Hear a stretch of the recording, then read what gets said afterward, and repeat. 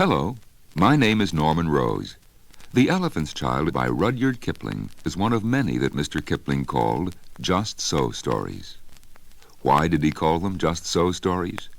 Well, Mr. Kipling liked to think that all the events and adventures that happened in these stories happened just so. And of all the stories he wrote for children, the Just So stories were his favorites because they were written for his children, especially for his daughter, Josephine, his best beloved. Mr. Kipling believed that these stories should be read aloud, and I quite agree, because there is a magic sound to his words. And so, best beloved, let us begin the story of the Elephant's Child.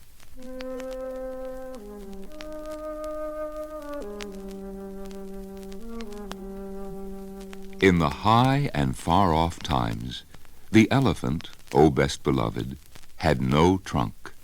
He had only a blackish, bulgy nose, as big as a boot, that he could wriggle about from side to side. But he couldn't pick up things with it.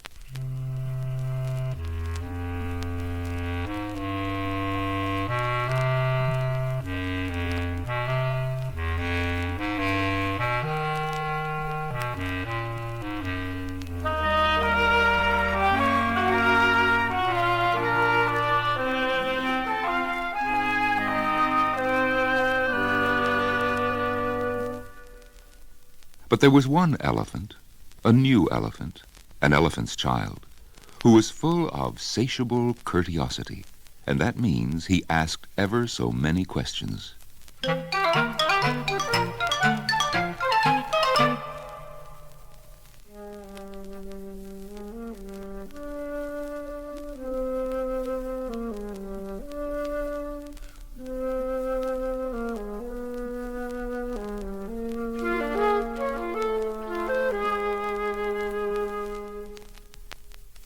And he lived in Africa, and he filled all Africa with his satiable courteosities.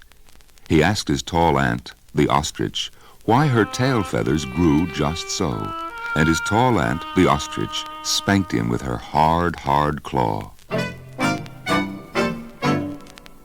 He asked his tall uncle, the giraffe, what made his skin spotty, and his tall uncle, the giraffe, spanked him with his hard, hard hoof.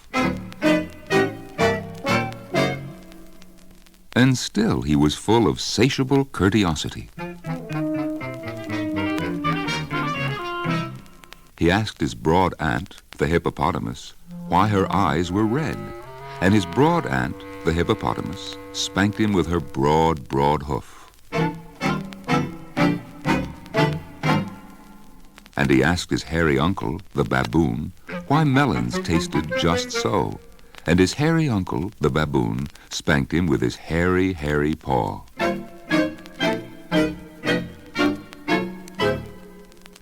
And still, he was full of satiable courteosity. He asked questions about everything that he saw, or heard, or felt, or smelt, or touched, and all his uncles and his aunts spanked him. And still, he was full of satiable courteosity.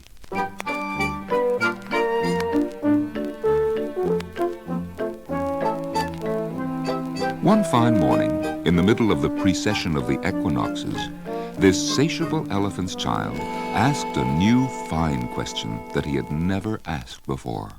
He asked, "What does the crocodile have for dinner?" Then everybody said, "Hush!" in a loud and dreadful tone, and they spanked him immediately and directly without stopping for a long time.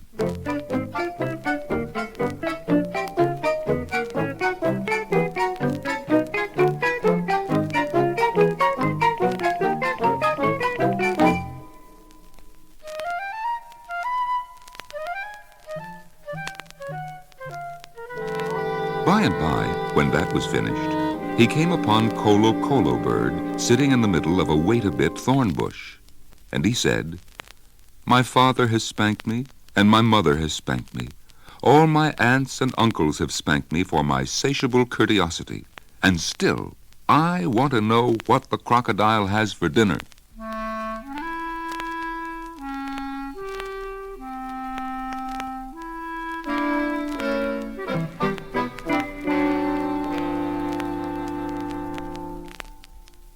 Then Cola Bird said, with a mournful cry, "Go to the banks of the great gray-green, greasy Limpopo River, all set about with fever trees, and find out."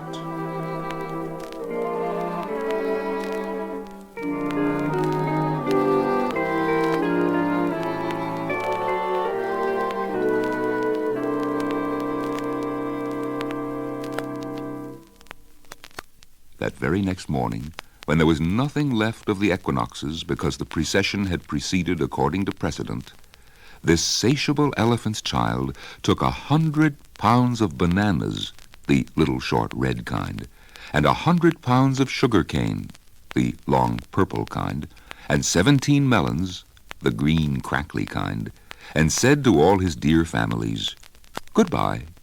I'm going to the great gray-green, greasy Limpopo River, all set about with fever trees, to find out what the crocodile has for dinner." And they all spanked him once more, for luck, though he asked them most politely to stop.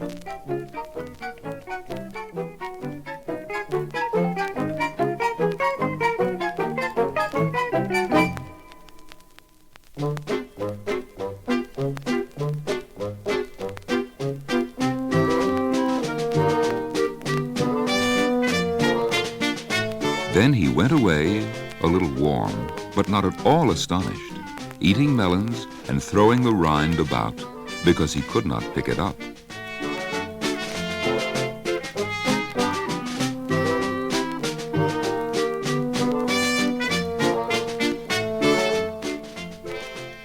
He went from Grahamstown to Kimberley, and from Kimberley to Kama's country. And from Kama's country he went east by north, eating melons all the time, till at last he came to the banks of the great gray-green, greasy Limpopo River, all set about with fever trees, precisely as Cola Bird had said.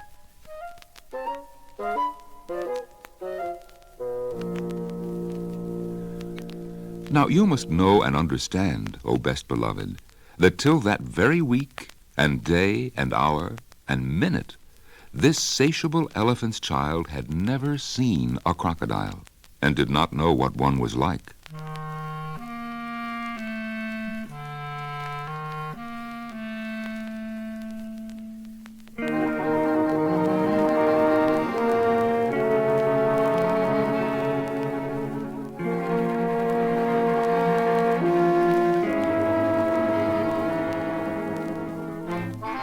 It was all his satiable courteosity.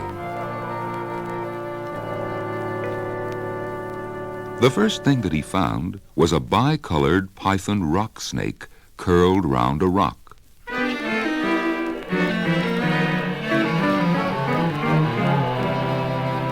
"Excuse me," said the elephant's child, most politely, "but have you seen such a thing as a crocodile in these promiscuous parts?" "Have I seen a crocodile?" said the bicolored python rock snake in a voice of dreadful scorn. "What will you ask me next?"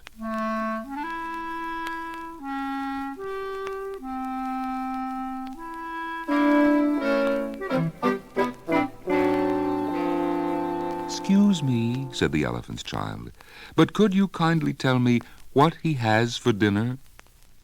Then the bicolored python rock snake uncoiled himself very quickly from the rock and spanked the elephant's child with his scalesome, flailsome tail.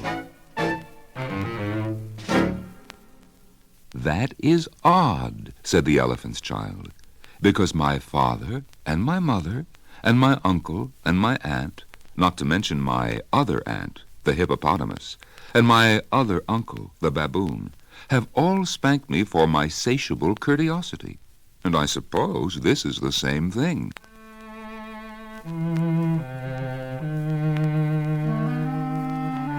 So he said goodbye very politely to the bicolored python rock snake, and helped to coil him up on the rock again, and went on, a little warm but not at all astonished, eating melons and throwing the rind about, because he could not pick it up, till he trod on what he thought was a log of wood at the very edge of the great gray-green, greasy Limpopo River, all set about with fever trees. But it was really the crocodile, oh best beloved, and the crocodile winked one eye, like this. "Excuse me," said the elephant's child most politely, "but do you happen to have seen a crocodile in these promiscuous parts?"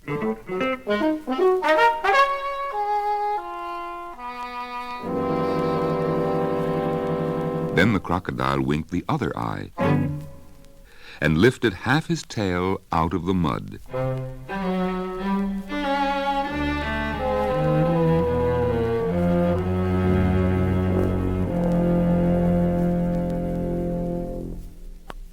And the elephant's child stepped back, most politely, because he did not wish to be spanked again.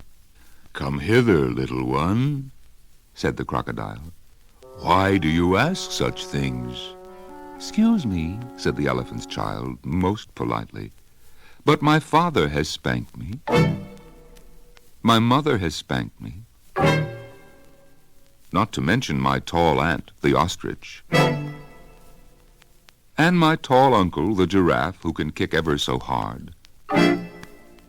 As well as my broad aunt, the hippopotamus. And my hairy uncle, the baboon. And including the bicolored python rock snake with the scalesome, flailsome tail just up the bank, who spanks harder than any of them. And so, if it's quite all the same to you, I don't want to be spanked any more." "Come hither, little one," said the crocodile, "for I am the crocodile." And he wept crocodile tears to show it was quite true.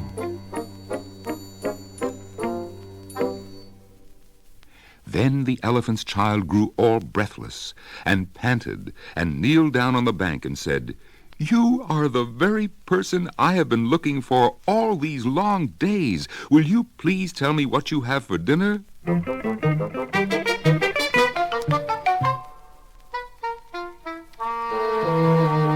"Come hither, little one," said the crocodile, "and I'll whisper."